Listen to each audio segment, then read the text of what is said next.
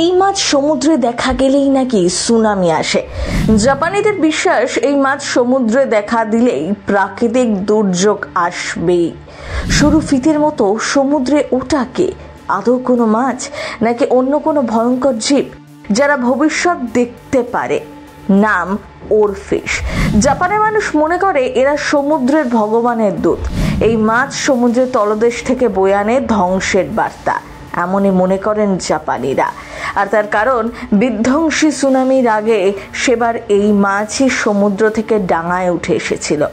এবারও কি তেমনটাই হতে চলেছে? সমুদ্র সৈকতে এই ধরনের গভীর সমুদ্রের মাছ ভেসে আসা নাকি এক ধরনের অশুভ সংকেত। জাপানি পৌরাণিক কাহিনীতে ওরফিশ নামক মাছ যদি উপকূলে ভেসে আসে তা ভূমিকম্প বা সুনামির আগের সংকেত। কিন্তু এটা তো মন গড়া কোনো গল্প নয়, কারণ 2011 সালের মার্চ মাসে জাপানে ভয়াবহ ভূমিকম্প এবং সুনামি হওয়ার আগেও উপকূলে একাধিক ওরফিশ ভেসে এসেছিল, যা তখনকার বিশেষজ্ঞদের দৃষ্টি আকর্ষণ করেছিল। তাই এই মাছ দেখা যাওয়ায় আশঙ্কা একেবারেই উড়িয়ে দেওয়া যাচ্ছে না। দেখতে একেবারে চকচকে লোহার চাবুকের মতো, চোখ যেন ঝলসে যায়, তার উপর কমলা রঙের পাখনা। মাছটি ওরফিশ।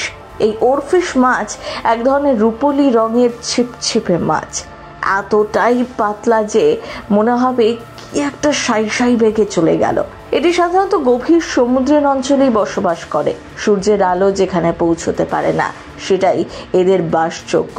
তাই এটি খুব কম সময় সমুদ্র পৃষ্ঠের কাছাকাছি দেখা যায়। বিচে প্রায় আসে না বললেই চলে। খুবই বিরল দৃশ্য। ওরফিশ 20 ফুট পর্যন্ত লম্বা হতে পারে। এর দীর্ঘ ফিতের মতন আকৃতি প্রাচীনকাল থেকেই নানা মিথ ও রহস্যের জন্ম দিয়েছে।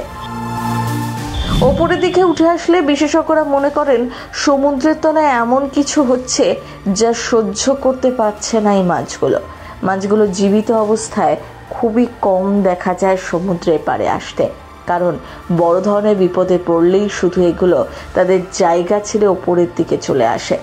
তবে বিজ্ঞানীদের মতে এর কোনো সত্যতা নেই, এর বৈজ্ঞানিক কোনো ভিত্তি খুঁজে পাওয়া যায়নি, অন্তত তেমন কিছু আবিষ্কারও হয়নি।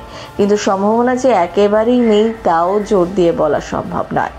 বিজ্ঞানীরা শতভাগ নিশ্চিত হয়ে বলতে পারছেন না যে ভূমিকম্প হবে না বা সুনামি আসবে না। তাদের মতে বিশ্বায়নের ফলে অনেক কিছুরই সম্ভাবনা বেড়ে গিয়েছে, এর মধ্যে সুনামি অন্যতম। কিন্তু ওরফিশ এই পূর্বাভাস বয়ে আনছে কিনা তার কিন্তু কোনো প্রমাণ এখনো পর্যন্ত বিশেষজ্ঞদের হাতে নেই। তা বোঝা যাবে কয়েকদিন বাদে।